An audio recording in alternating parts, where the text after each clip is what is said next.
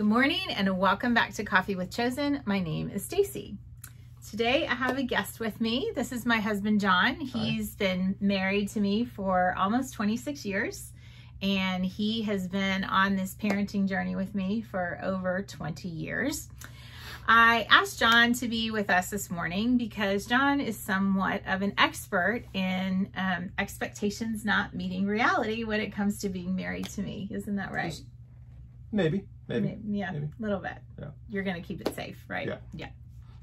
So all week long, we've been talking about the fact that when the expectations we have for our parenting doesn't match reality, we can sit in disappointment and resentment. And we know that when we bring our different expectations to the surface, when we're parenting together, that resentment can decrease.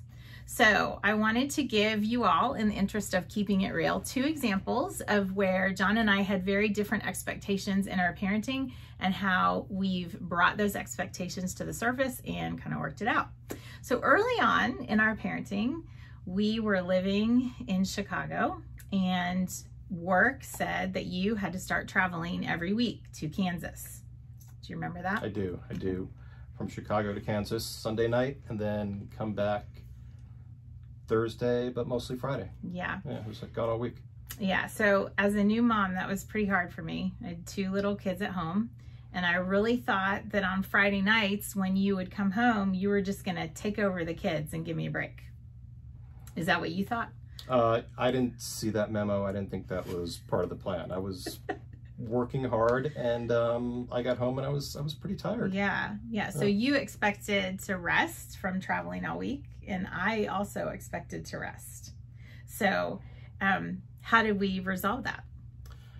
I think for a while we let it go on, and I think it probably we probably should have talked a little sooner about it. But I think eventually we sat down and talked through it. We did, yep. Yeah. And now, since that time, we pretty much have a date every single Friday night, and that was an outcome of those conversations. Yeah. So another typical thing for us is occasionally in a house of 5 women, there's some drama. Occasionally, right? Mm-hmm. Would you agree with that? Okay. Yeah. Mm-hmm. Yep. So when that drama happens, I always expect John to sit down and talk through the emotion with me. It's just an expectation I have. Like, there's drama, we've got to work this out. And how do you typically respond to that? And I think any guy would agree with me on this. Just avoid it. Just avoid it. It's gonna get better. It'll go away, but definitely avoid it.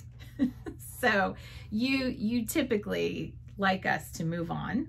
Mm-hmm. And sometimes that's really good, but sometimes we need to engage in talking through the emotion. It's probably the right thing to talk through it. Yeah, it is. So when talking through that, sometimes those conversations are extremely awkward. Would you agree with that? Sometimes, like pretty often. So a lot of times we would just rather sit in the resentment and not talk about it. What do you think? Yes. Yeah. So as a result, you're pulling words from my mouth, just because this is a very dangerous topic. See, awkwardness. So to help you all avoid that awkwardness, we have come up with an expectations parenting quiz for you all to take. So husbands, you take the quiz and go in a room and take it, and wives, you do the quiz and then you come together, and maybe some expectations that are differing that you each have can bubble to the surface, and you'll have some less awkwardness in your parenting journey. Do we need to take this test? I think we probably should. Okay. All right, thanks. I'm busy. Like the rest of the day, but maybe tomorrow.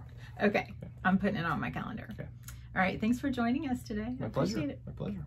Have a great day, everybody.